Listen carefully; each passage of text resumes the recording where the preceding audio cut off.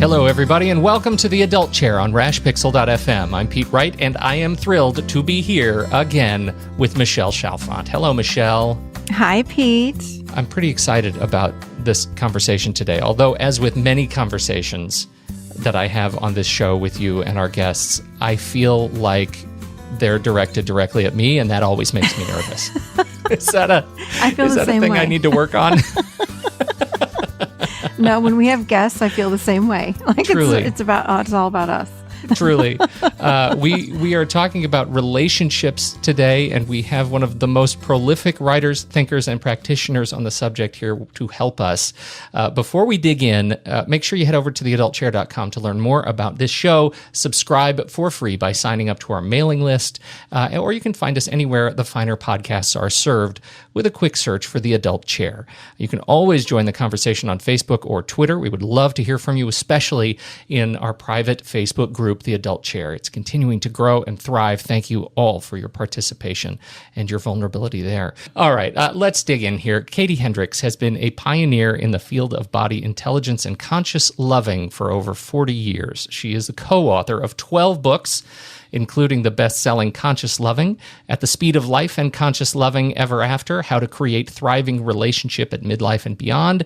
She co-founded the Spiritual Cinema Circle and the Virtual Body Intelligence Summit, and she's traveled over 1 million air miles as the ambassador for the work that she and her husband, Gay Hendricks, have developed together. We are thrilled to welcome Dr. Hendricks to the Adult Chair. Thank you. Great to be here.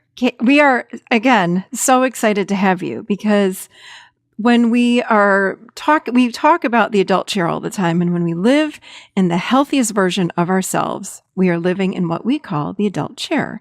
So we're having you on today because we feel like you can contribute to not only living in this healthiest version of yourself, but in the healthiest version of yourself in partnership. This is huge. So this is the adult chair with partnership. So please, we are delighted to have you share all of your wisdom on partnerships. And I'm just going to start right out with a question for you. Okay. Are you ready? I'm ready. I think I'm ready. I'm going to insert a drum roll here. Yeah. Pete and I have like 1,000 questions for you. We're going to narrow it way down to these. Here we go. Can people really stay? I don't even want to use the word just marriage, but I'm going to use marriage or just stay in partnership with a partner successfully and stay in love long-term for 30, 40, 50 years? Or do a lot of people just stay like out of convenience? Is it possible to keep this passion alive, after the first 5 to even 10 years or 15 years? Like, how do we do that? And is that possible? Yes. Well, I would say that absolutely it's not only possible, I think it's now even more possible than it was in the past because we have so much more knowledge about what it takes to keep doing what we call continuous renewal. That's really the I would say it's not the trick. I would say it is really the portal to a lifetime of really just increasing intimacy, increasing bliss, increasing creativity. There are some caveats to that, but I definitely want you to know that not only is it possible, Gay and I are now going into our 39th year together. Oh. And I can tell you that my experience is that it truly just gets better. And I think that happens because we have a number of practices that allow us not to stay, but to expand, to really ride the waves of relationship because there's a relationship dance that I can tell you about. But I'll just stop there for right now and see how that all lands, and then we can go further. Did you say continuous renewal? Yes, continuous renewal. Yes, because what we notice, the main thing that we notice when people, whether they're in a relationship or not, when people get into their 40s and especially into their 50s, and by their 60s, it's probably too late, but in your 50s for sure, you have this choice between really expanding and continuing to grow, or you start folding up and crystallizing. And the great developmental psychologist Erik Erikson talked about the choice at that time of life, which is either creativity, generativity, or stagnation. And what we've noticed is that people who go through for routine, familiarity, same old, they literally start folding up. Their heads start coming forward, their shoulders start curling, they start getting more rigid, their positions start getting more rigid. And we used to think of that as aging. That's just what aging is, but we now know that that's totally a choice, that you can actually keep expanding, growing, youthing yourself really lifelong.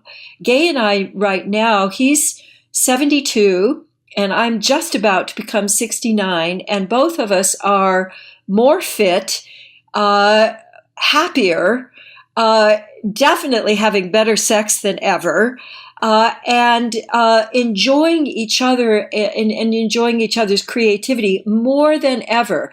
And it's not just us. We have a number of friends and colleagues and associates and people that we've explored with over the years, and we see other people also now stepping into this new possibility. Huzzah! Hallelujah to that! Every word.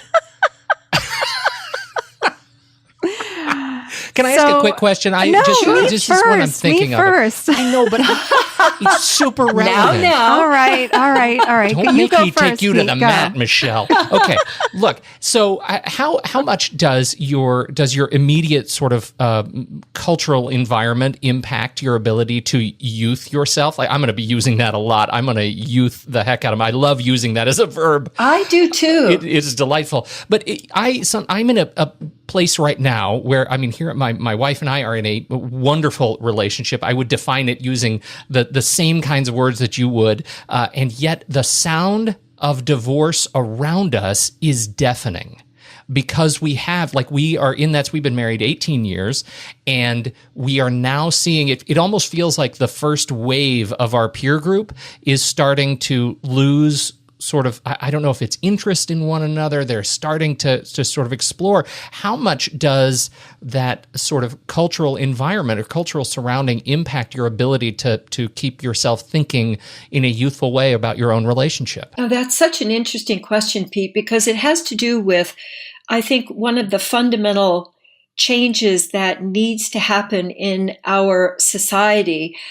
We've all been raised, certainly from my parents' generation on through mine and into the present, to really create ourselves from the outside in. It's actually, there's a word for this. It's called exogenous, caused from without.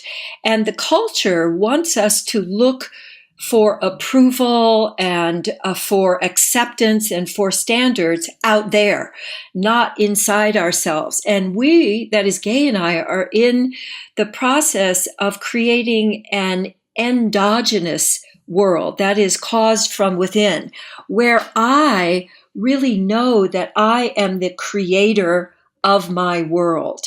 And my day-by-day choices, especially if I'm choosing what I really want and I'm being authentic. So I'm being responsible, authentic, and I'm appreciating myself and others. I start causing the world around me. I start radiating from my own happiness and my own choices a different kind of magnetism and resonance, where people who think, oh, life can really keep getting better and better. I can keep appreciating and recreating my relationship with my beloved throughout our lives together, which is very different than what you hear around you. So if you're not causing your world from within, if you're not, for example, full of love for yourself, and you're not really opening up to how can I appreciate my partner today? What can we co-create that's going to allow us to both enjoy giving and receiving more love today? Then I am susceptible to all of those messages from outside, which are designed to keep us anxious, because if we're anxious, we buy stuff. And we can just keep buying more stuff, doing more things that are supposed to feed us, but they don't really nourish us because they're not really connected to our deep inner selves. And we're the only ones who can really open up that space and share it with another person. And I've seen thousands and thousands of people do that. So I would say that if you're noticing that you're feeling bored, or you're starting to compare your relationship with others, it's a signal that you need to get more of the inside work done rather than looking for life to give it to you if you just show up and wait. Oh, that. I mean, I'm just ticking off the people that sort of inspired that question, and you're describing every one of them to a T. That there is something that they're unhappy already, and that is just magnified by their experience in their relationship, and it's leading to that sort of discord. Let me just add to this, because I want to make sure that I get this punchline in, so that we can explore it. If you want another drum line, I'm happy to do that. Okay. Yeah. I think the real key, and it certainly has been true for Gay and I, for decades now, is, are you being open and authentic? Are you willing to find out who you are and to express who you are in the presence of your partner? You'd be amazed, or maybe not, about how many people think that if I really show you who I am, you're going to find out that I'm fundamentally unlovable. You're going to find out that there's something wrong with me, because everybody's always told me there's something wrong with me. And I've hidden that from you because I'm afraid that you're not going to love me if you find this out. That happens for so many people, and it prevents the juiciness of authenticity. Authenticity is incredibly sexy because you're sharing the flow of aliveness as you're experiencing it. It's kind of like a hose, if you think of a garden hose, that first you turn the hose on, but then you also need to adjust the nozzle.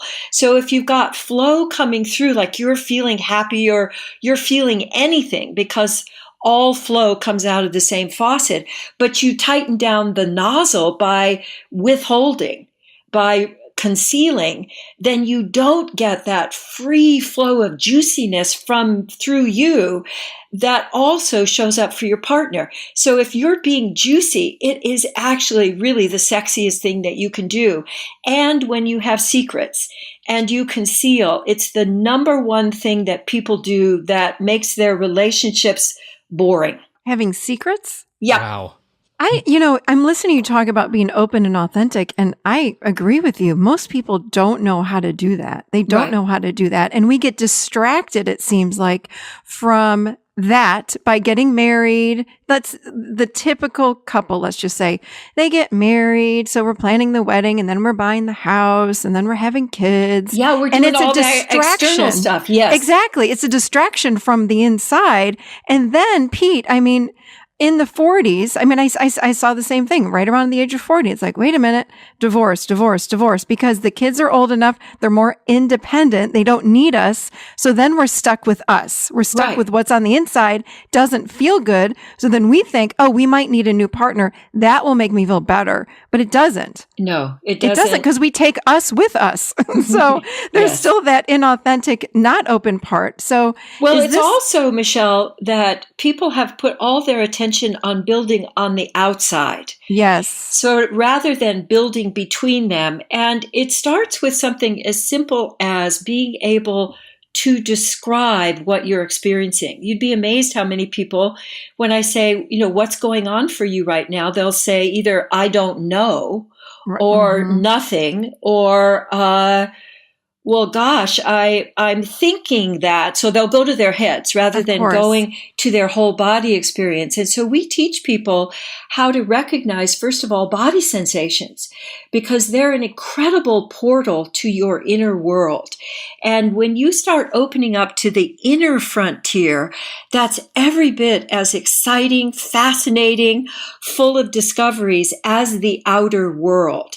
So you can recall, for example, memories that that had kept you from really sharing some aspect of yourself. So like so many people are told you're too much, or don't tell him that.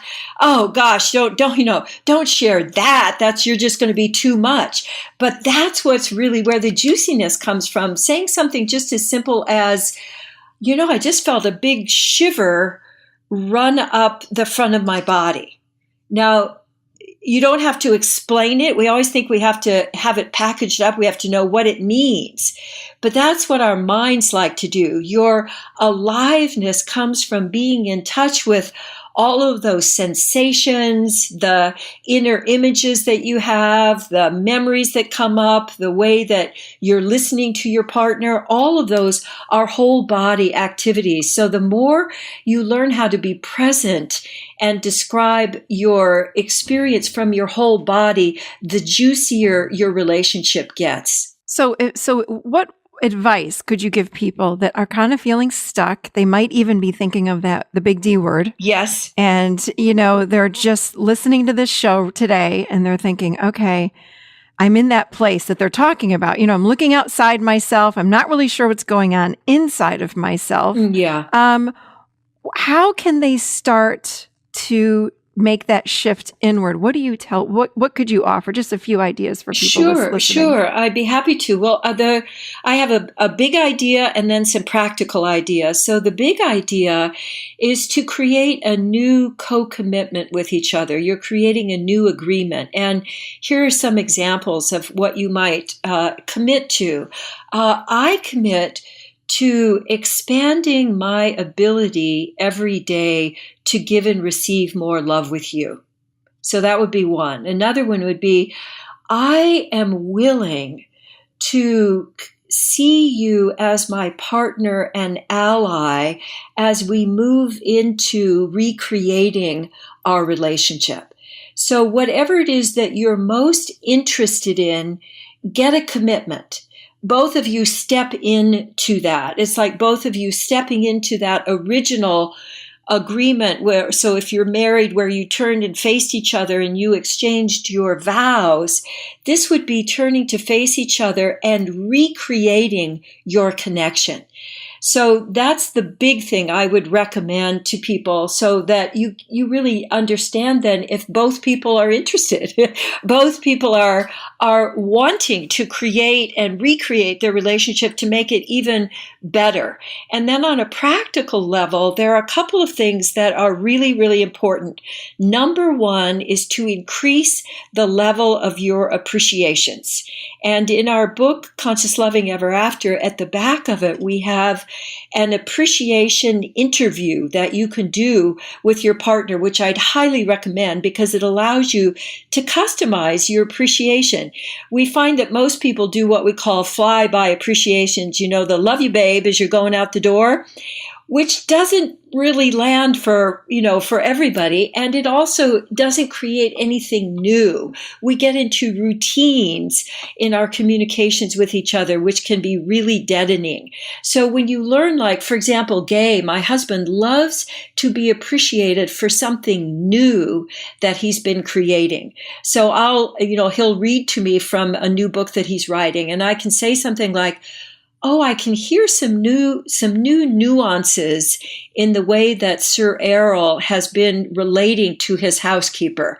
And he'll go, yes, I was just creating that yesterday. And he receives that appreciation because I've customized it to him, to what really reaches him and touches him. So the appreciation interview can show you how to do that.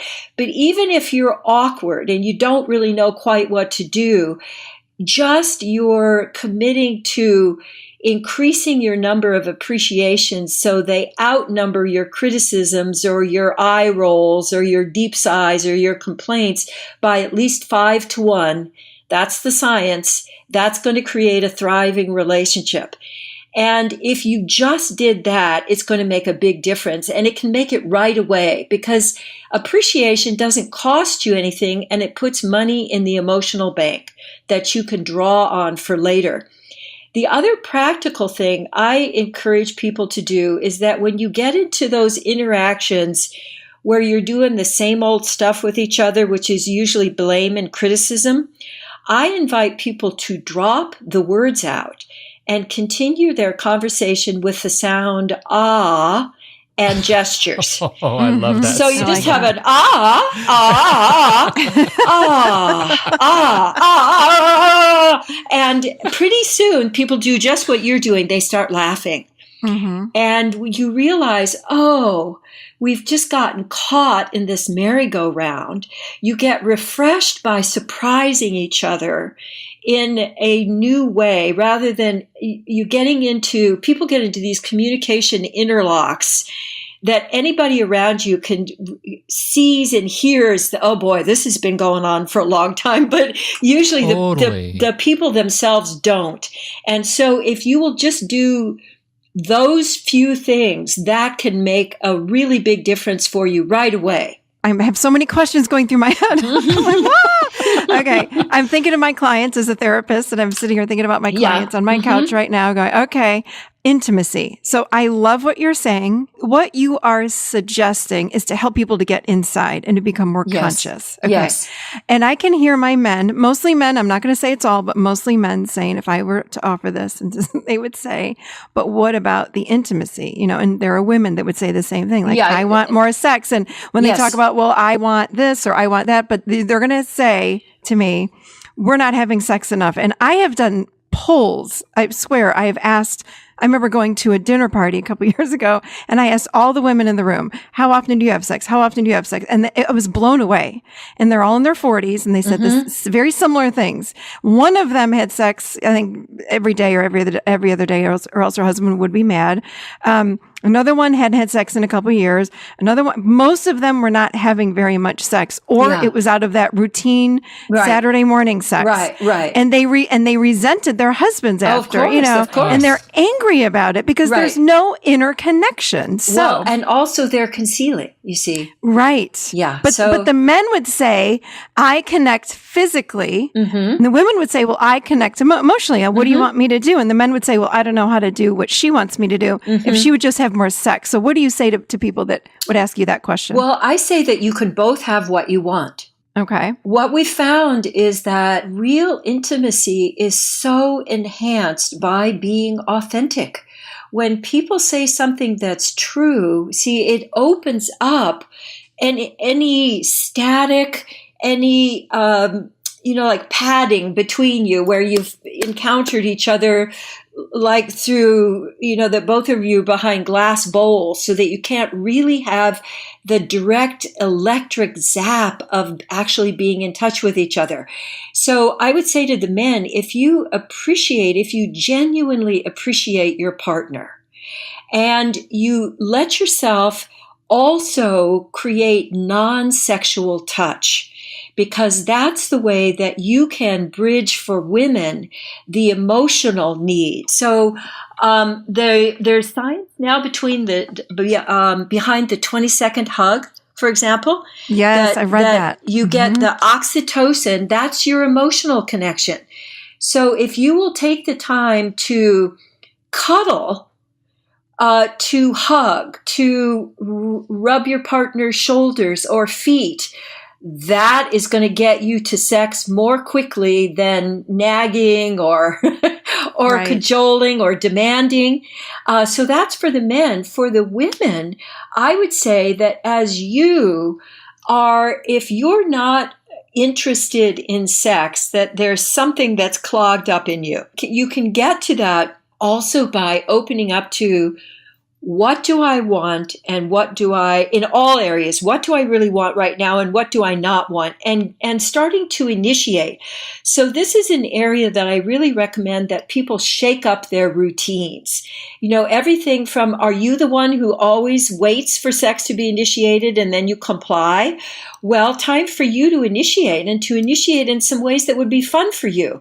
Not to initiate because it's a job, but to really get in touch with what we call your inner yeses and your inner nos. And when you do that, just for everything in life, like what you want to eat and where you want to be going, and whether you want to be going to sleep now or whether you want to go out dancing, when you get in touch with your inner yeses and nos, it also applies to sex. So we say that sex issues are almost never about sex itself. They're almost always about communication.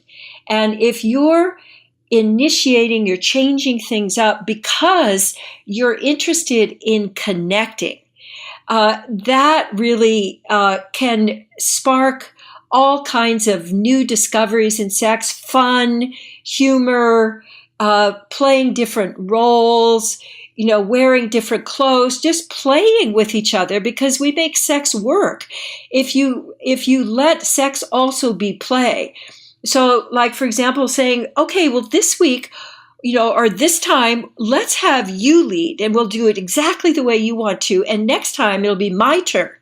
I'm going to get exactly what I want. So there are lots of ways, if you're, again, interested and make a commitment to have sex be an expression of how much you enjoy and like each other, and an expression of your authenticity, it can get zapped and zipped really, really quickly. I'm hearing all my clients in my head. So I have to ask these questions. So the next one is, what about someone that you put in a friend zone? So if you are been married again to somebody for 15, 20, 25, 30 years, and you look at them now more as a friend, I think what I'm hearing you say is, again, it goes back to developing that, going back inside and getting in touch with yourself first. Well, like, how do you go from, being married, being in love, to moving into friend zone, to then kind of getting that intimacy back or recreating something new even? Well, what I have found is that if someone has moved into a friend zone, there's almost always been something that has happened where the partner has lost respect. When you move someone into a friend zone, it is a light expression of contempt, and that means your relationship is in trouble. And there's almost always something that hasn't been revealed. There'll be something that has happened that didn't get talked about, it didn't get handled, and it's still there. It didn't go away, but it goes into your body, and it makes your partner look less attractive. They start looking like bored. We say we have a very reliable sequence. It's called withhold, withdraw, project. So if I withhold something, then because humans are made to express, if I withhold that, I get distant. I have to use measurable physical energy to keep myself from expressing. So that makes me withdraw, and then that makes you look different. So if you look different, and I really practiced this for a couple of years in my relationship with Gay about 20 years ago, where if it started like, I started having that feeling, I would look, okay, what am I withholding? What am I withholding? And it was usually something really simple, like, I didn't tell you I was angry this morning when I found coffee grounds in the kitchen again. Mm-hmm. Boom, I'm back into, I'm located. It's almost always a feeling that I didn't share, or that the person didn't share, or something that happened. Like, we went to this party and I saw you flirting across the room, and it looked like you were having way more fun than you've been having with me lately. And I got really scared and I didn't tell you. And then you started, and then I started saying, oh, you flirt, how come you never paid any attention to me? But what was underneath that was, I was scared. And what we found is almost always at the root of these impasses is something that either one or both people are scared about.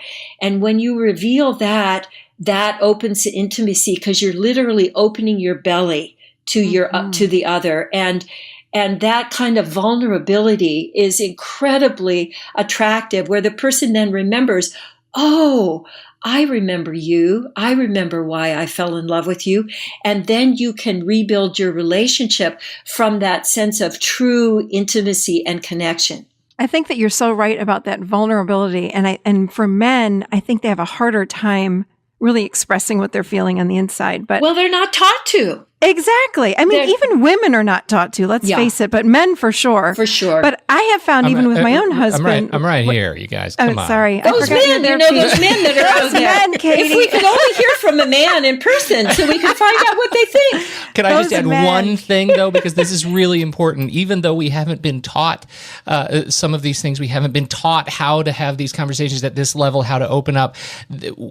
I feel like, and I'll speak for myself, but broadly, broadly, there is nothing worse than the feeling of knowing that something is being withheld. Michelle, when you said talking to your friends, you're asking them, and your friend says, well, we have sex every other night, or else my husband would be upset. Right. That is heartbreaking from the perspective of a man. Yeah. That's faking it. That's whether exactly. you're emotionally or physical, Yeah. whatever, you're faking it. Yeah. And that is just a travesty. So even if we don't know how to talk about it, it still feels bad when you realize it's going on. Absolutely. It's not like you don't have a willing participant in wanting to resolve that. Exactly. And I think men are willing, but they're scared because they don't know how. And I just want to share this to all the women listening to this and men, but the women, I have had to pin my husband down and say, not physically pin him down, but, say, listen, sometimes I physically, anyway.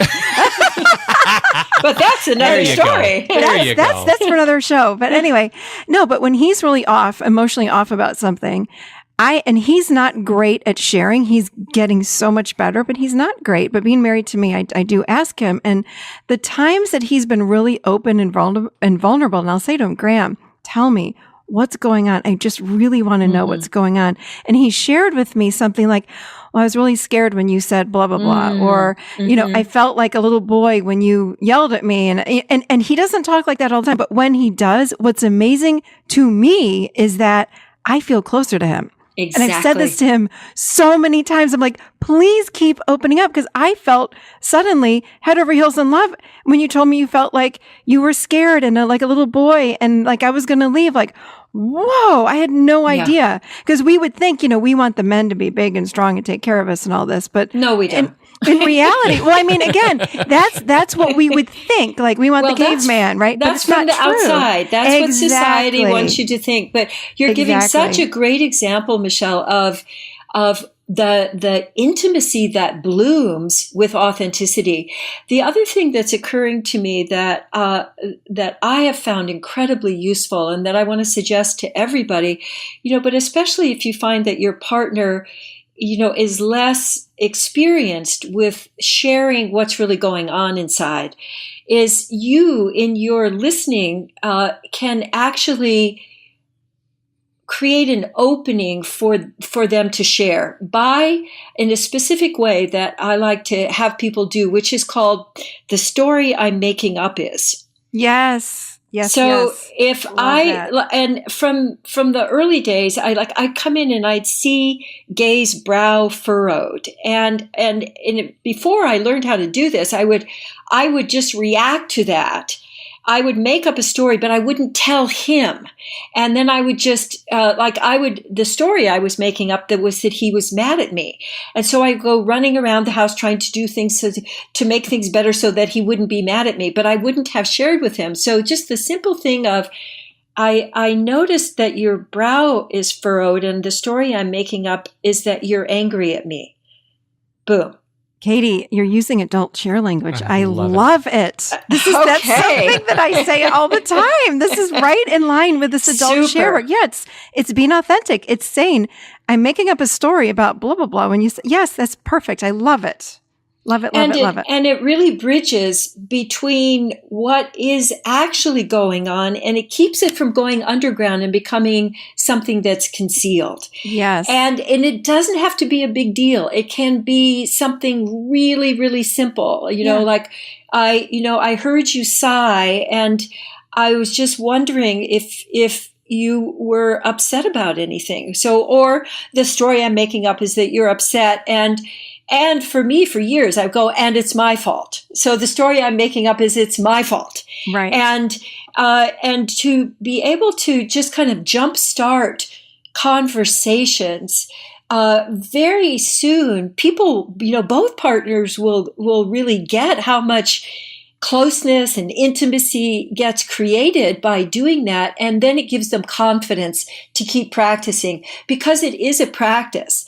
Because see, on the, one caveat here is that I've noticed that even still recently, people, and we've been at this, since 1980. So we've been around for a long time and seeing different ways that people have been reacting. But for ages and ages, people don't get assistance or support unless things are really bad. And I so wish that people would take advantage of all of the skill, all of the communities of support that are available that will allow them to establish practices. Because if you've been out of touch with your partner for years, don't expect that you're going to just get hunky-dory, in a day or two.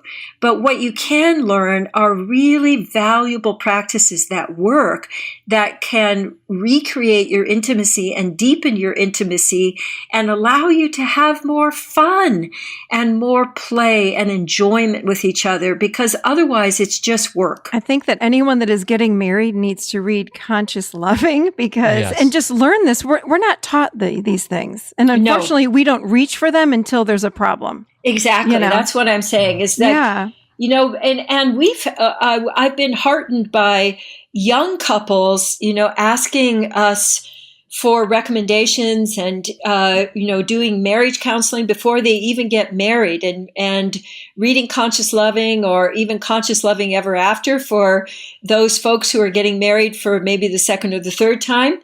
That doing that proactively is the best way to care for your relationship. That is just beautiful. You have, reading your website, you have a quote on your About page there that I feel like I want to get tattooed on my arm. We do not know the entire meaning of life, but we're very sure it is not to have a bad time. I adore that more than anything. I love that. It is so good.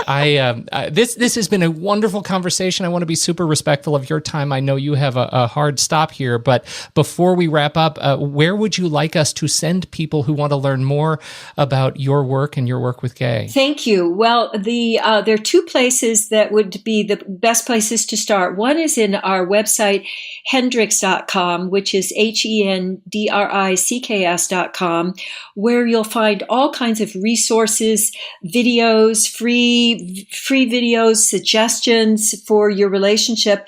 And then also go to Facebook.com/Hearts in True Harmony, or Hearts in Harmony. And we have relationship tips every day. We have lots of videos on YouTube. We have ones that are how not to and how to. So, for example, how not to listen and how to listen.